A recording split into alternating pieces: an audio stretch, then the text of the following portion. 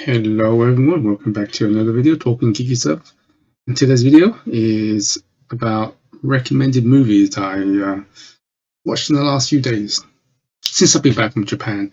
I'd like to say thank you for everyone who watched my video logs when I was in Osaka, Kyoto and all over the place last 12 days.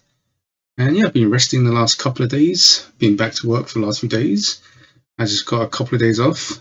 I'm still jet lagged, still finding it kind of sleeping patterns a bit weird.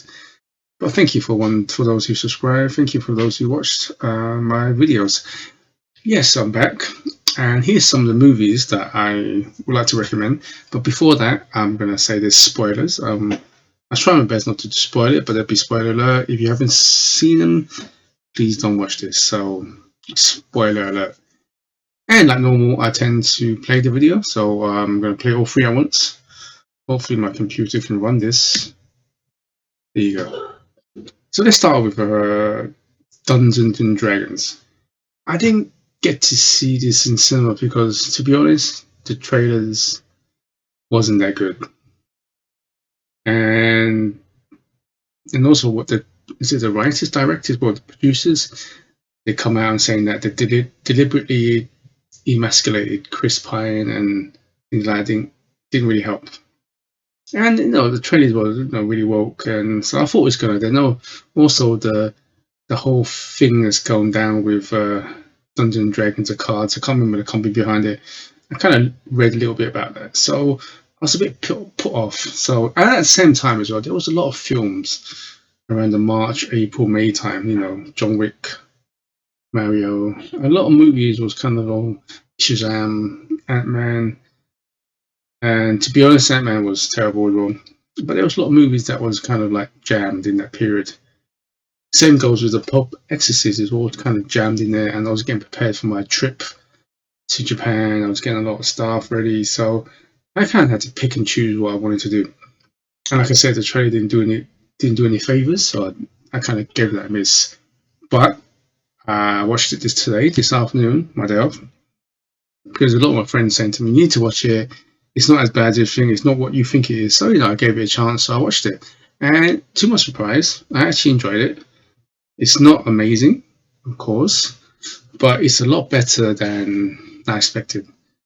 Because I never really expected much. Because, I had it in my mind that it was going to be crap. And you end up being pretty good. Good as in the sense of it's not bad. It's not like going to win awards and everything like that. It's a shame. It's a shame that it didn't make money. If anything, I think it flopped because I would like to have seen, maybe a sequel on how the universe expands. I did enjoy the characters. Thought some of the dialogue was pretty witty, bit of fun. Some of the characters were quite funny. Wanted to know more about them. Chris Pine was actually pretty cool. I liked his dialogues interaction. May I wish to see him in more action. I know the character is a bit kind of like a playful character and so on. So that's not a bad film. It's definitely worth watching. I'm not going to say it's amazing or win anything. Like I said, shame that it flopped. Last year I've seen further movies and maybe a spin-off about the universe itself. So definitely check it out. Then you got Russell Crowe's The Pope Exorcist. Always been a big fan of his movies. Himself, he's a great actor. He always gives 100% when he does a film. He's never phones it in, Russell Crowe, so got to give him that. And I watched it. Not a big fan of Exorcist type of movie. I don't mind them. It's not my first thing I go to. But I just watched it because of Russell Crowe. Again, this was coming out around April time, so there's so many movies I mentioned that I was getting ready for Japan. And I watched this not today, yesterday.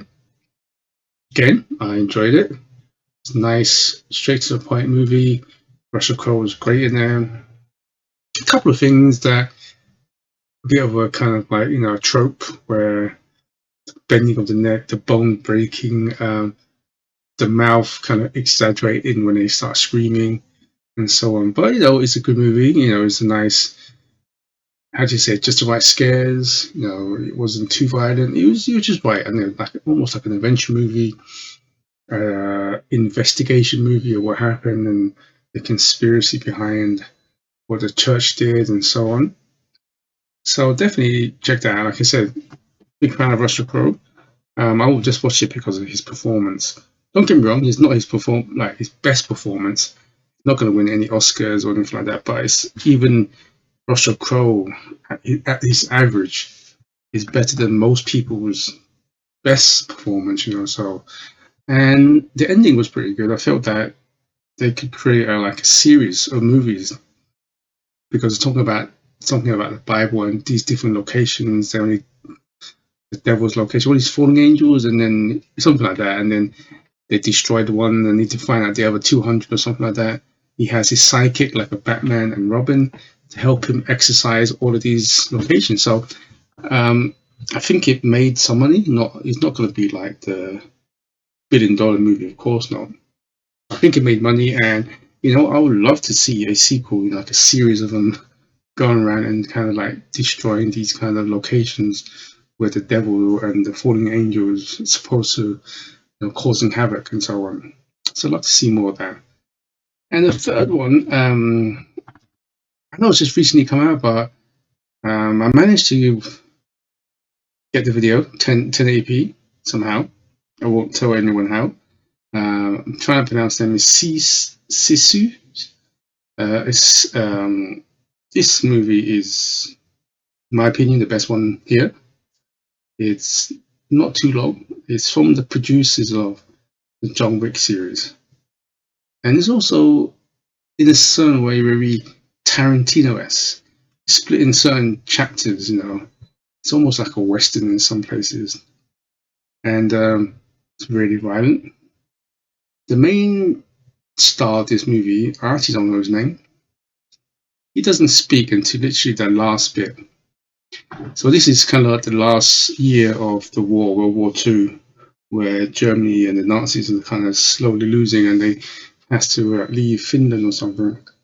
And you kind of get this kind of like old man, must be around late 50s or something, living on his own with his dog and a horse, just gold mining, finding gold, and then he was digging trenches everywhere or holes everywhere, and he found like big gold, So, he takes the gold and, leaves camp. He just rides on his horse like Western movies, and he goes past like a troops of Nazis.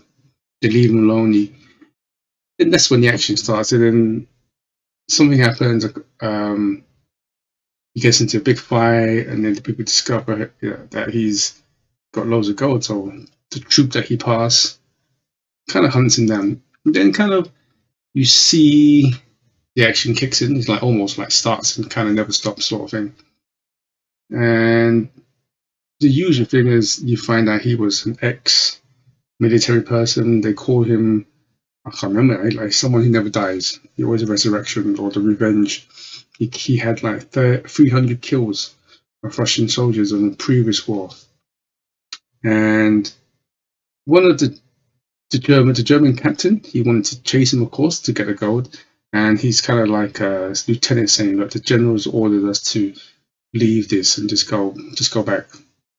And of course, the captain of the Nazi troop decided to go against the general and chase him, because he had the foresight to say, look, the war's over and Germany's going to lose. What are they going to do if they go back and the war's lost? Get executed and there's no future. And the only way the future is the gold, and to escape and to build a new life. So they decided to pursue him. And of course, his lieutenant telling him, look, this guy is this. He's killed 300 Russian soldiers and so on. But, as all bad guys, they never believe the hype until near the end, of course, when the soldiers start getting knocked off. There's a brilliant scene where they chase him up, and the main guy, he walks on a horse and he's in like a minefield, and the mine bomb blows up. And that was a really good scene. Kind of, he throws all these mines at these soldiers and they start blowing up in pieces. So, and I liked it because it's split in chapters. Reminds me of very Tarantino and a bit of a Western there. So, definitely watch that. It's the best film on this list, or good in a way. But SISU, I hope I pronounced that right. It's the best one. Short, about 95 minutes long, straight to the point. There's actually not much dialogue in it, and the dialogue was actually, when there was dialogue, it actually meant something. It wasn't like no one's gonna win any Oscars or anything like that. But also, the first few scenes, I gotta give the credit to the cinematographer. The landscape they used was fantastic. Actually makes me want to go there as maybe a camping trip. It's beautiful scenery. Anyway, these are the films I want to recommend that I've just kind of watched in the last few days since I've been back from Japan. So yeah, until next time, and good morning, good afternoon, and good evening wherever in the world, and please stay safe. Until next time, goodbye.